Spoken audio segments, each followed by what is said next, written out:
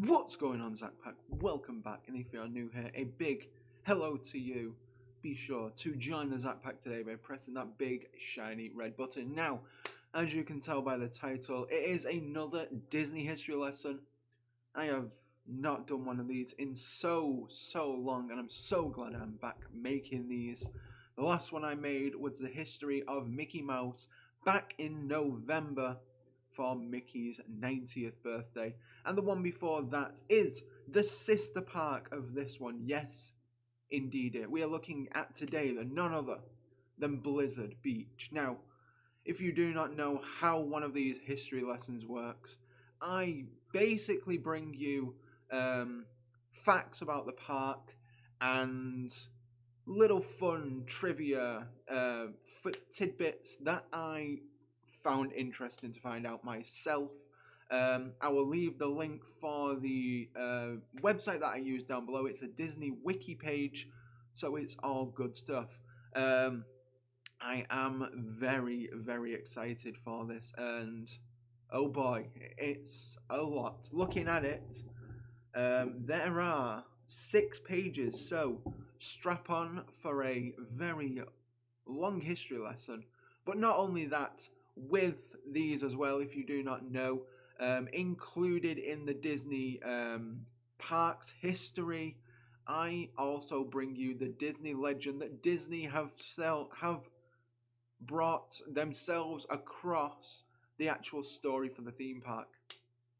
I am excited. Are you excited? Let's get going. Okay, so first off, the park opened on April the 1st, 1995, and was the 3rd Walt Disney World water park after River County and Typhoon Lagoon. Now, we all know that the theme of the park is that of a freak snowstorm in the area. We will get into that in just a moment. Same as Typhoon Lagoon, it does have a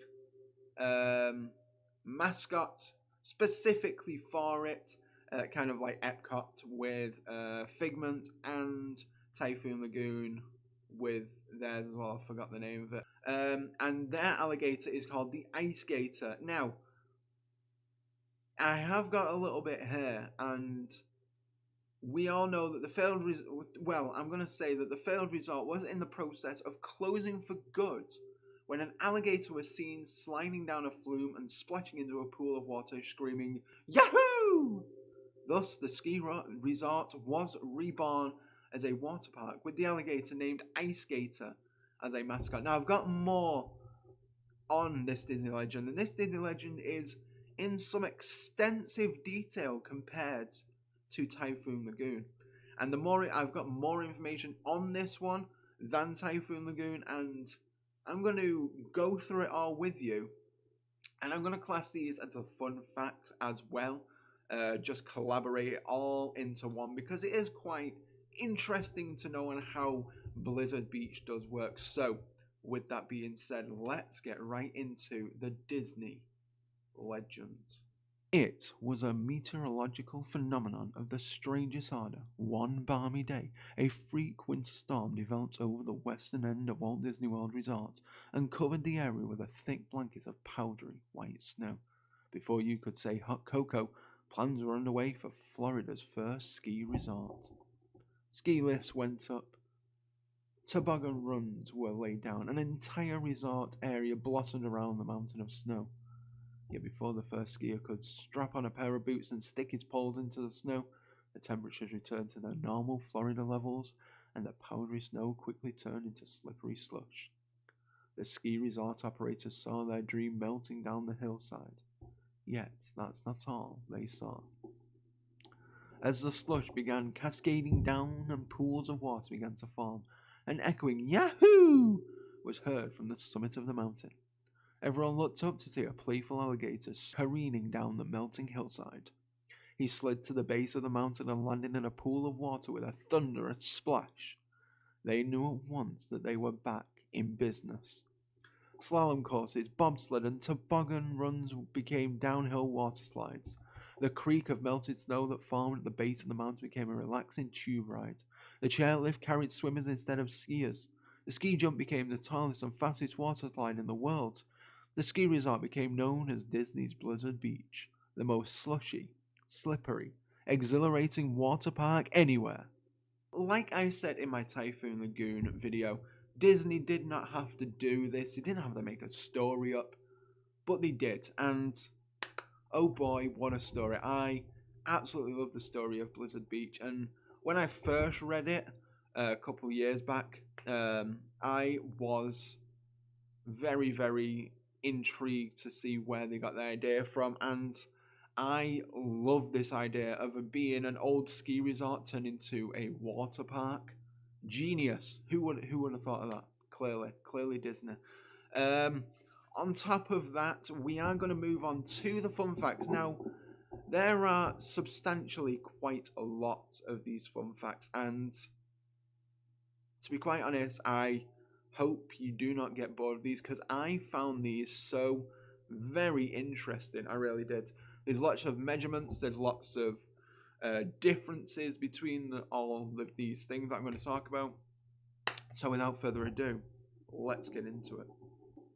So the first thing we are going to talk about is the Green Slope. Now the Green Slope attractions are all single rider track water slides or single track water slides and are not meant for racing. Now they are found at the uppermost point of Mount Gushmore.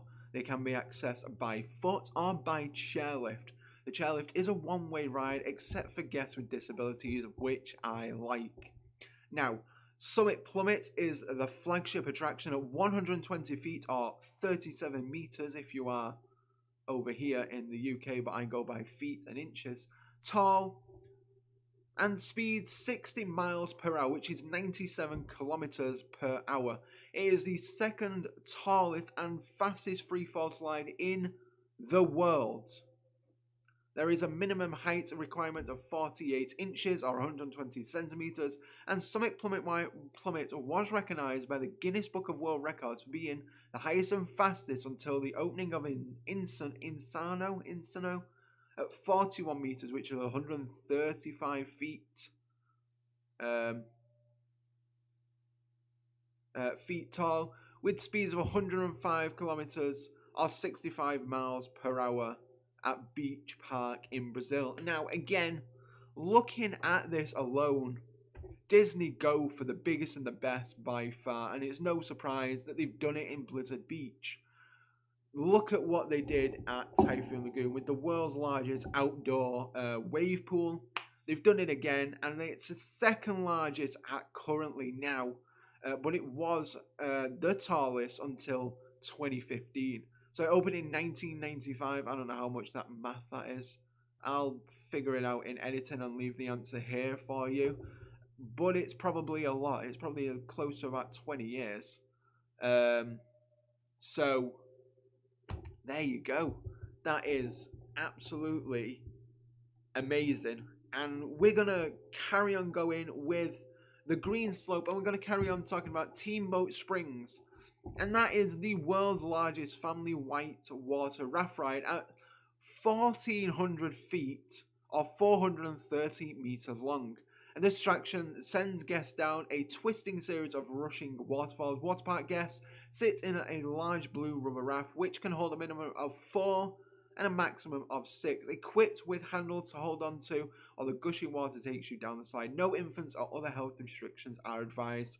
That is to make sense, because obviously I thought I'd get in the health in this one, because I'm all about the health this year, guys. It's we're going to be talking about lots of stuff, possibly diving into what Disney do for that kind of stuff, and I'm excited to share that with you. But I remember when I went on Steamboat Springs back in 2011, and wow, that is a fantastic ride. I absolutely loved it. Going to Blizzard Beach was by far one of my favourite days at Disney, and that's hard to say, just because I'm a huge fan of water rides in general. The only one that I didn't go on was Mount Gushmore or Summit Plummet, clearly because I was too much of a wuss to do it.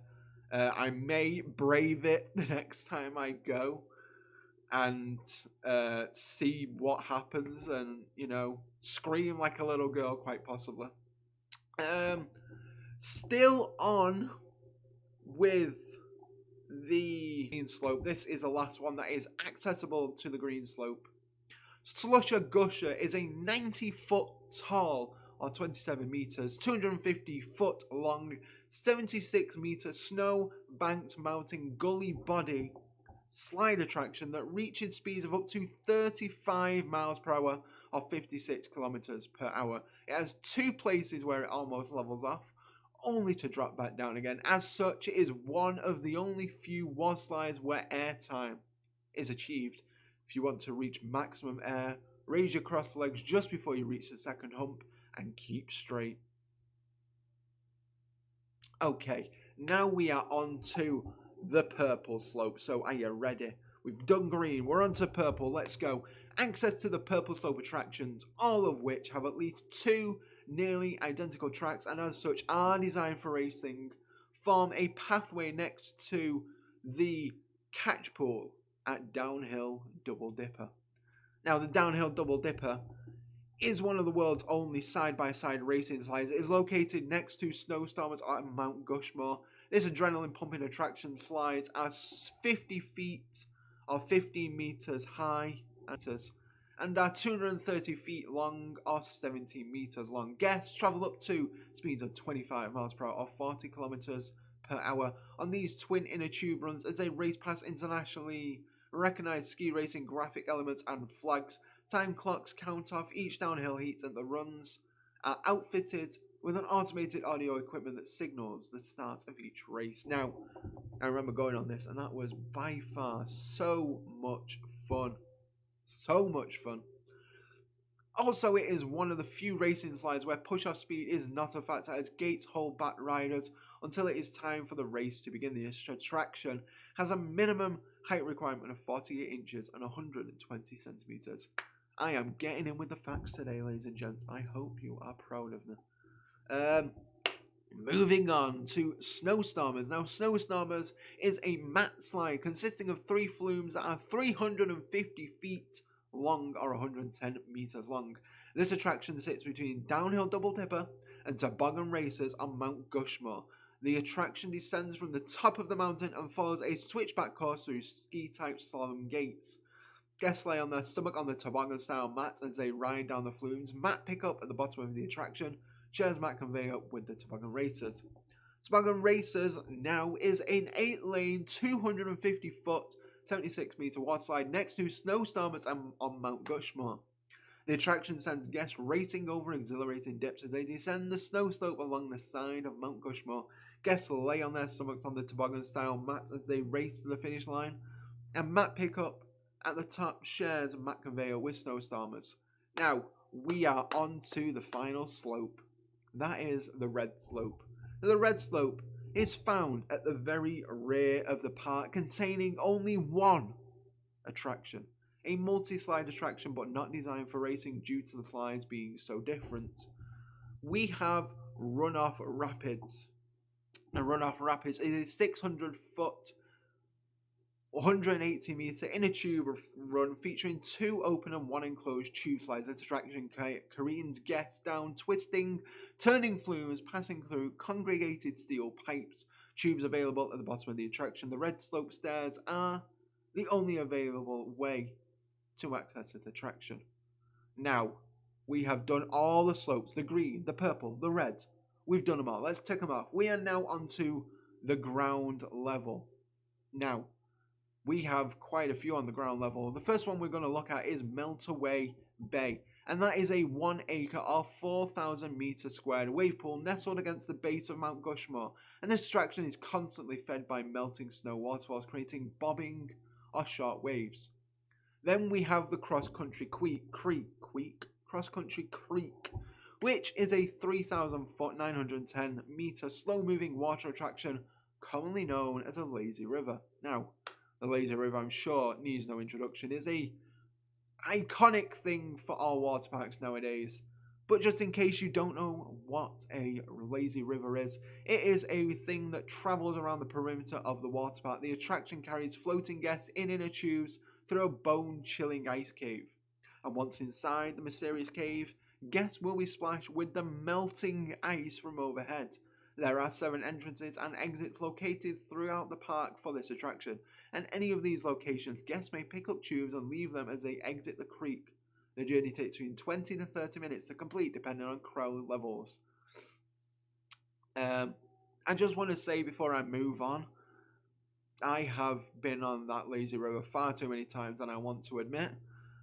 Just because I absolutely love it. It's one of my favourite things, just sit back, relax and take in the sun and just, oh, beautiful. It is beautiful. It is nice. Nice and calming. I think we was there for the whole day, back in 2011, for, like, just Blizzard Beach for a day. I was in the lazy river for about a quarter of the day. Just playing around. It was so fun. So good. Anyway, we're going to move on, and we're going to look at an overview of the ski patrol and the chairlift. Now, the ski patrol is an area for pre-teenage children, and there are the following items. The leisure pool, which is the pool which contains icebergs on which guests under 12 can walk across. The Fahrenheit drops, commonly known as the T-bar. This attraction is a rope drop that deposits guests that are under 5 feet tall into an 8.5 feet of water. We have the freezing pipe springs, and this attraction is a short body slide. It deposits guests in the same water area as Fahrenheit drops, but has no height restriction. Cool Runners is a wide open slide or an inner tube area created by rapidly melting snow mounds or moguls. And then we have Tykes Peak, which is for the even littler ones, which features gentle slides designed to resemble scaled-down version of attractions at Blizzard Beach. Also included is a snow castle fountain play area with pop water jets. Picnic benches are provided, and footwear is suggested due to hot pavement. The attraction is limited to children under 48 inches or 120 centimeters. Now, looking at the stairlift. The chairlift carries up to the chairlift. I said the stairlift, I meant the chairlift. The chairlift carries up to 3 guests over the craggy face of Mount Gushmore from its base at the beach to its summit. The chairs carrying guests feature wooden bench seats, colourful overhead umbrellas and snow skis on their underside. The chairlift was converted from ski resort to beach resort use after a freak snowstorm hit Florida, and soon after melted, forming the perfect site for a water park. This is a one-way ride to the top of Mount Gushmore, providing access to most attractions depending on the number of guests present in the park. A gondola is also provided for disabled guests to access the top of Mount Gushmore. Requirements: minimum height required of 32 inches or 81 centimeters to 48 inches, 120 centimeters to ride alone. And that is all the fun facts for you from Blizzard Beach. I just want to say that as I was doing this, I was getting so many flashbacks from going back in 2011. Like I said, it was by far one of my favourite days at Disney. Hands down, I absolutely loved it and cannot wait to go again. And also to try Typhoon Lagoon. But, oh man, this was a well-needed video. I'm so glad that I did it and I've done it and I've got it out the way for you guys. And we can move on to the next one. So, with that being said, ladies and gentlemen, it is the end of the video. So, if you did like this video, give it a big thumbs up. If you didn't like this video, give it a big thumbs up. Comment down below if you have ever been to Blizzard Beach, if I missed anything facts-wise. What's your favourite ride at Blizzard Beach? Anything Blizzard Beach related, let me know down in the comments below. I'd love to check that out and start a conversation with y'all.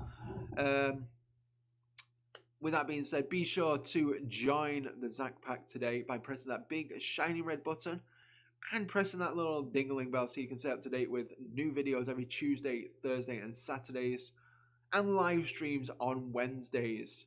So make sure to keep your eyes out for that by joining today, and you get a lot of perks joining the Zack Pack. You do indeed. It's all down below.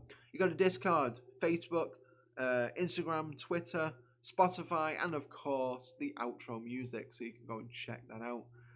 So with that being said, ladies and gentlemen, thank you so much, and as always, until the next video, ladies and gentlemen, stay classy, Zack Pack. bye.